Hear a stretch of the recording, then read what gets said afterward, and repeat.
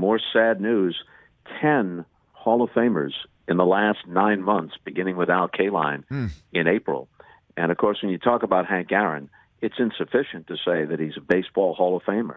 It's even insufficient to say he's one of the all-time true inner circle greatest baseball players. All of that is true. But Hank Aaron transcended that. Hank Aaron is an American hero, and as you mentioned a moment ago, a legitimate civil rights hero. It's often a cliche when people say, well, he was great at this or that, but he was also a great person. That happens to be true, though. Cliches become cliches because at least occasionally they're true. Hank Aaron was a great, great baseball player. He was also a very decent man. And I think a lot of what he was able to accomplish beyond baseball flowed from the fact that he was such an essentially good and decent man. So let's. How do you want to handle this, Bob?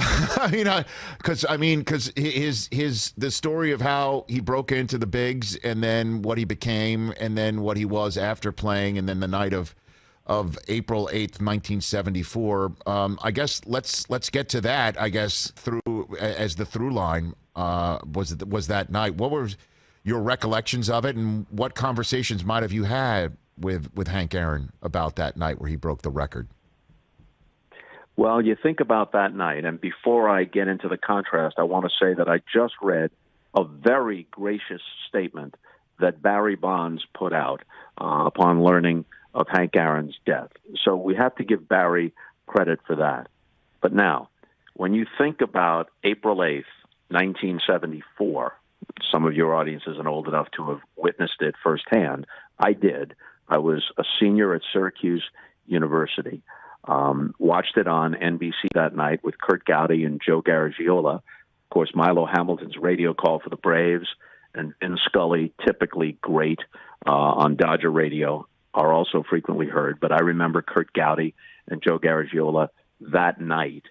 I was working already at WSYR TV and radio in Syracuse while still going to classes at the university. So I was in the newsroom at WSYR TV.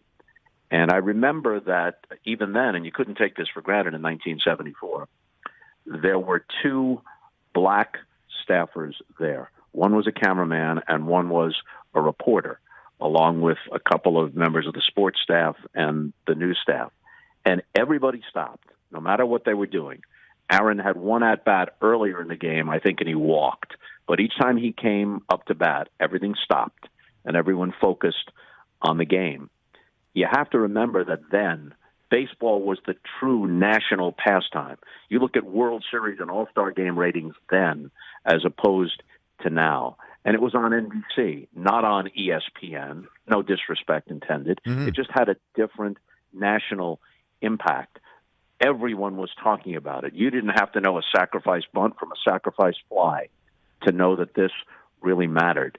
And to give you an idea of what a different time it was, here's the 9 or 10 of us decide collectively, let's send Henry Aaron a telegram to congratulate him. So we sent a telegram. I don't even know if Western Union and telegrams exist anymore. We sent a telegram to the Braves offices in Atlanta. You just think about this, right? Henry Aaron probably being congratulated by everyone in baseball, by presidents and dignitaries. Hey, is there a telegram in there from Bobby Costas and then the guys at WS? Yeah, pull that out. I'd like to frame that one. But anyway, I love it. You contrast that with the night that Bonds statistically only surpassed Henry Aaron. Barry Bonds has 7 more home runs than Henry Aaron. That is a statistical fact. What Henry Aaron did on April 8, 1974 has a deeper meaning and a deeper resonance. And so you contrast the ambivalence that people felt about what happened in 2007 in San Francisco against the deep and abiding respect and appreciation that the images of April 8th, 1974 in Atlanta call forth. You know, things are objectively factual, statistically factual, and then there's a matter of what it means to people emotionally what it means historically, what it means in legend. Henry Aaron had all that 1,000 times over that night and throughout his career. Did you ever have a conversation with him about the hate mail that he kept in his attic? Yes. Okay. What was that about? We did. We talked about it. It was an honor to be able to say not only that I covered and interviewed Hank Aaron, but that we were friends. And he asked me to MC a few events, charitable events that he was part of, a birthday celebration that President Clinton attended and the Temptations performed at, I guess sometime in the late 90s because Clinton was still president. So I knew Henry pretty well. And we had this conversation both privately and once on the air.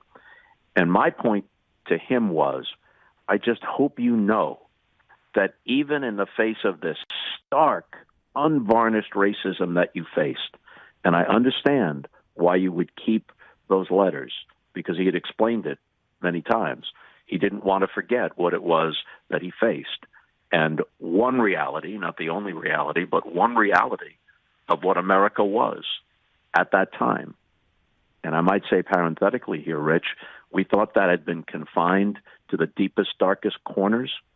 I'd like to think it isn't something that we're going to be living with forever. But we've seen in recent years that dark element of American life has not been extinguished. It exists, and it's larger than we wanted to believe it was. But it was right in Henry Aaron's face as he approached Babe Ruth's record. But the point I wanted to make to him was, I hope you knew then and now that millions and millions of white Americans were also rooting for you. Not just black America. A sizable portion of white America got it. Surpassing Babe Ruth's home run total doesn't mean that Babe Ruth wasn't an all-time great player and that he doesn't matter anymore in baseball history. He'll always matter. Here's the proof. He still does. Babe Ruth's name still resonates.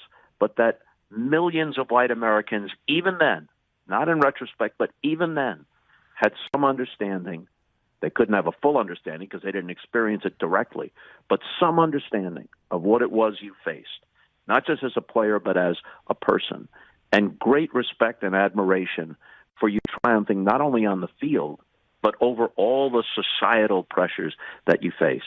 And his face softened in a small smile, and he said, yes, I understand that. I've always understood it, and I understand it now, but that doesn't change the other reality. And, of course, he's right. You know, these aren't realities that you have to pick a side. They're both true. One is a glorious and triumphant reality, Henry Aaron's story, and the other is an ugly reality, what he had to face in addition to rival pitchers. And even today, we see that in one way or another, that awful element of American life has not been fully extinguished. We still have to confront it.